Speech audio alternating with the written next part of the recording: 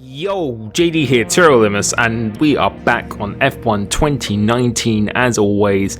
And for this video, I'll be returning to something that I did not for a long time ago. I think it's on 2018 I did this, where I was basically just chasing the world records on every single track, either in the modern cars or in the classic cars. And today we're gonna go after trying to do the fastest time ever round Silverstone F1 2019. You can see in the modern cars it's a 25.6 by MNT Ewan, who I was actually racing with yesterday, who was very quick. So we will attempt this one as well, but today I really want to go after the overall fastest lap time ever.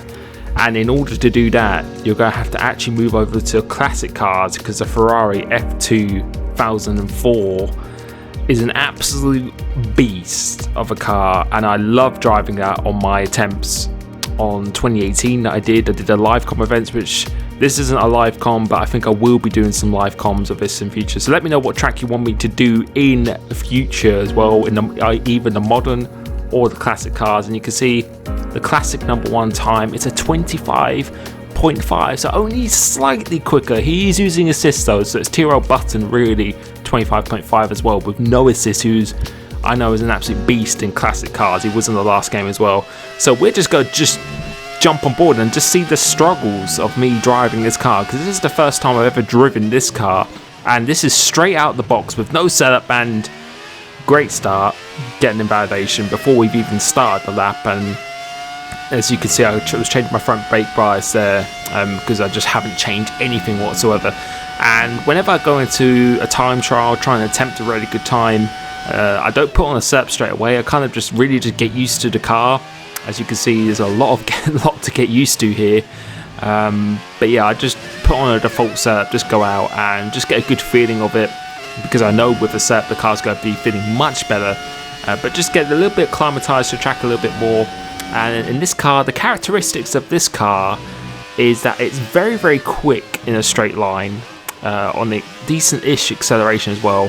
A bit lazy in the corners, but it has quite a big, I don't know, not an input delay like with the throttle, but just when you're going up, it's very, yeah, I think the initial acceleration is actually slow, but then once it kicks in past third gear or something, then it just takes off like a rocket. Hasn't got amazing high speed grip, definitely not at the moment, because I haven't put a setup on board. And you can see going through this middle sector split, about 2 seconds down than what I really should be aiming for. So that was a little bit concerning.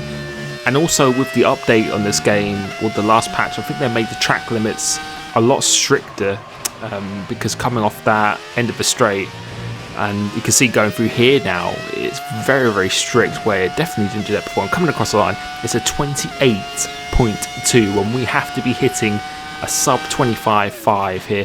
And I decided to do another lap, another invalidation.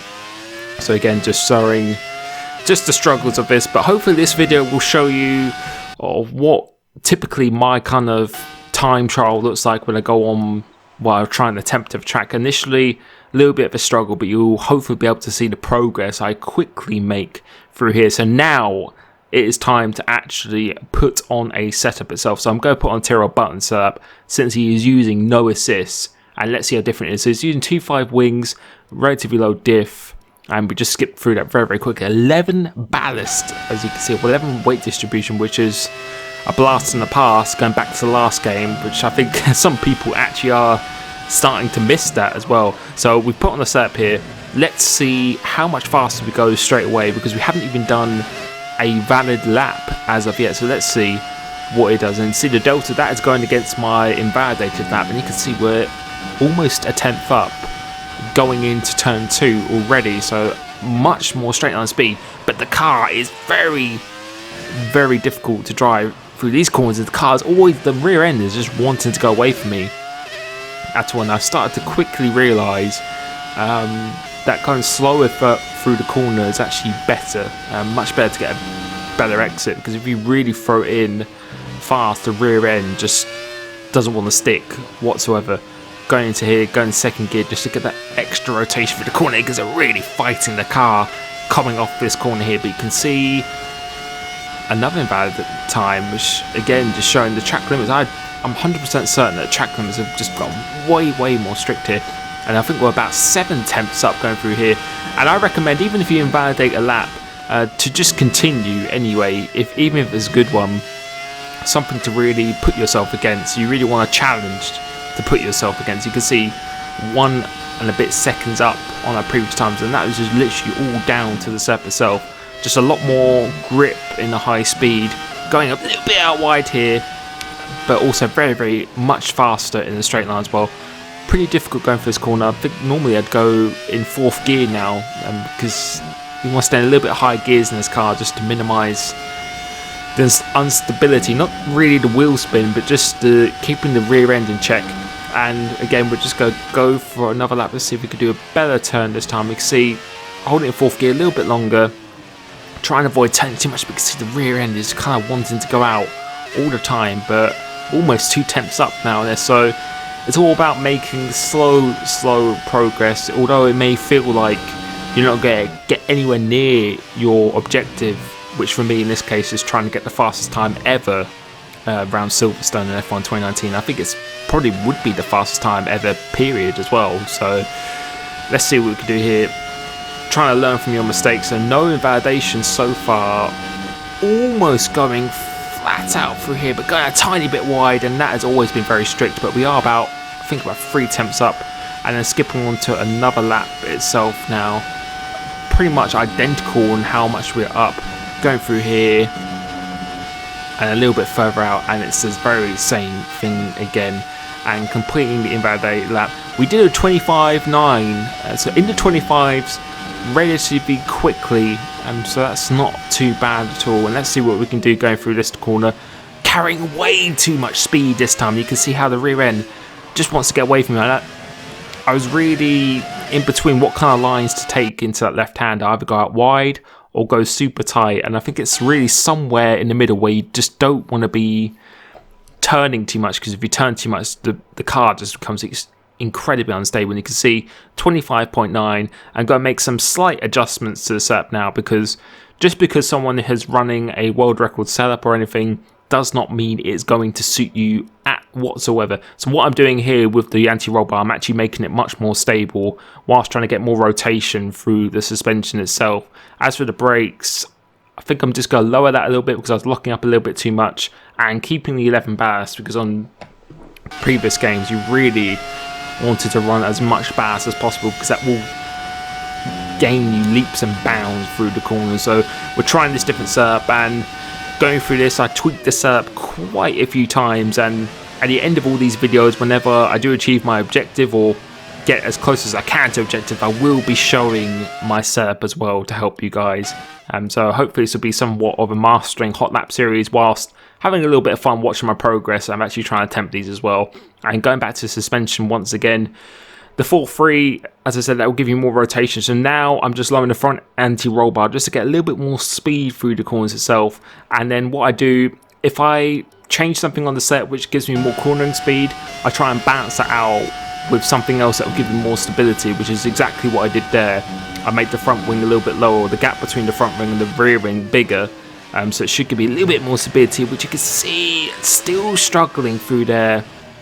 And even through here, like barely turning and still struggling. So I'm just going to go straight back to the pits again, because that just didn't feel good at all. So I'm raising it now to give me more stability and a little bit better traction of putting down the rear anti-roll bar, and 1.1 again, that would just give me even more stability. If you raise those, it will give you more rotation, and you can see straight away, definitely up a little bit of my time, definitely feel a bit more stable now, so it's much more to my liking. And we are on a valid lap so far as well, but we're soon about to see, going towards the end of the hanger straight, 4th gear or 5th gear this time, going slightly out wide. The original world record on the modern cars, when you do the 25.6, that normally allows you to go out wide, but in these cars it does not at all, even the very slightest, which is really how it should be. And going across the line, it's a 25.7, so as I said, even if you invalidate, it's better to really complete the lap just to see what your potential would have been.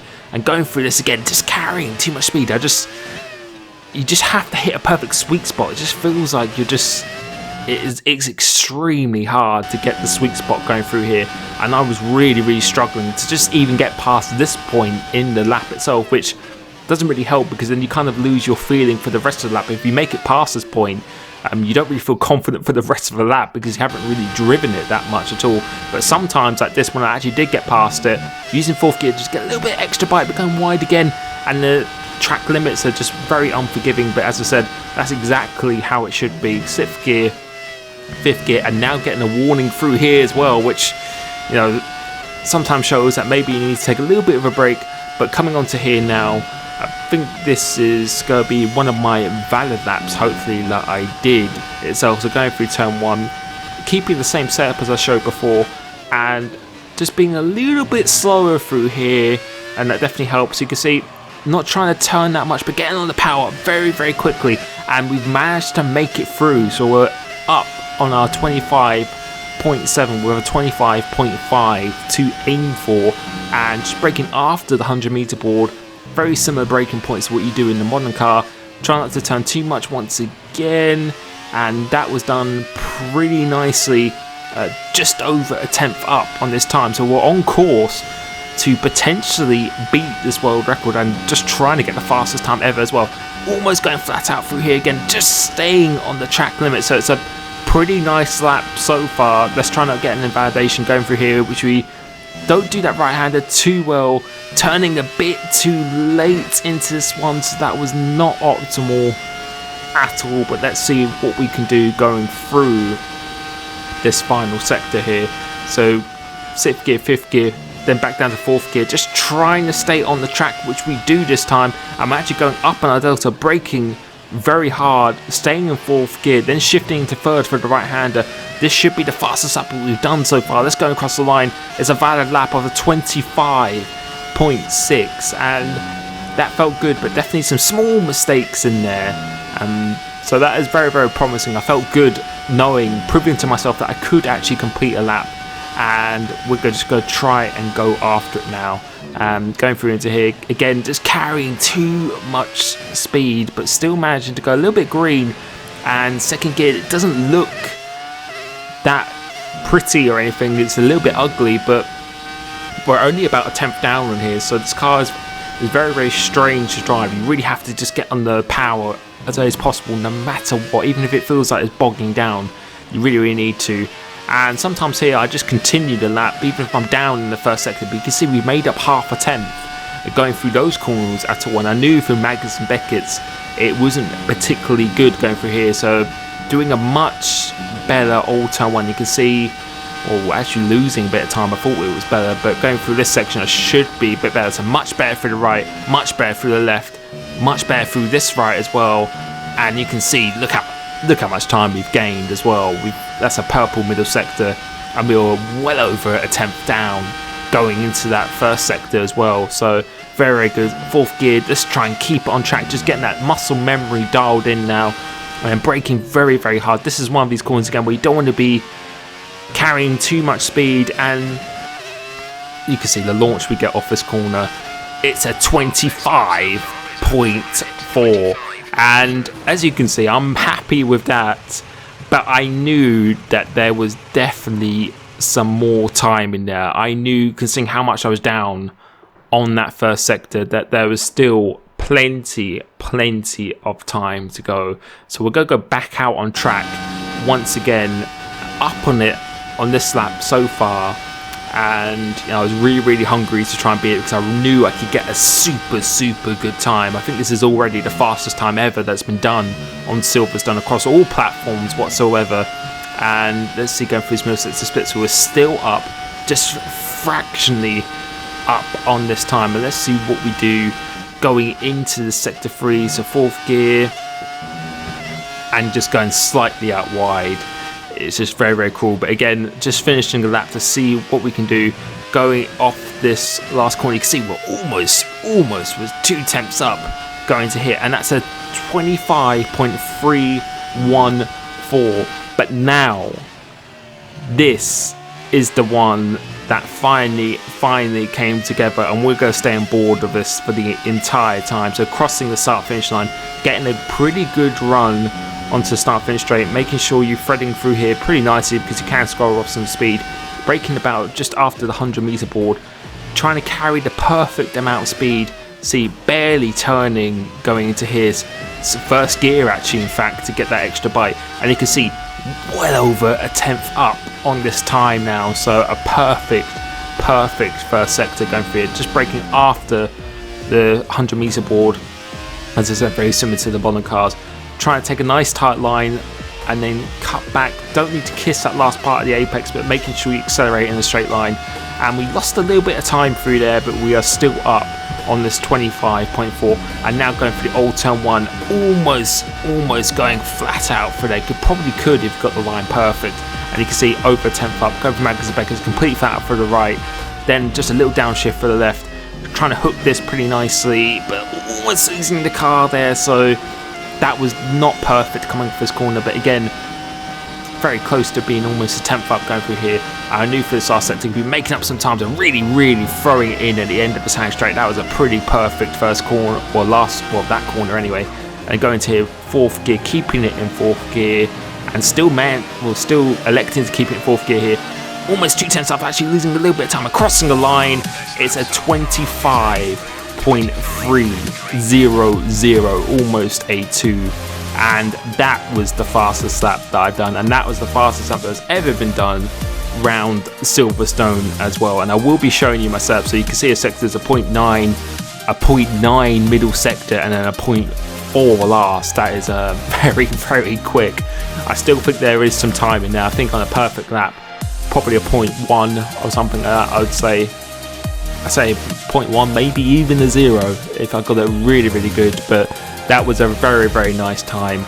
So let me know what track you want me to do next, chasing different world records in the modern or the classic cars. And this is a setup that I was using in the end as well. Elected to do this, just a little bit more stability in a nutshell, but hopefully you've enjoyed that. Thank you so much. This might be the last video I do before New Year's Eve, so if I don't do a video then, hope you have a great New Year's Eve, get everything you want for 2020, and I will see you then. Peace.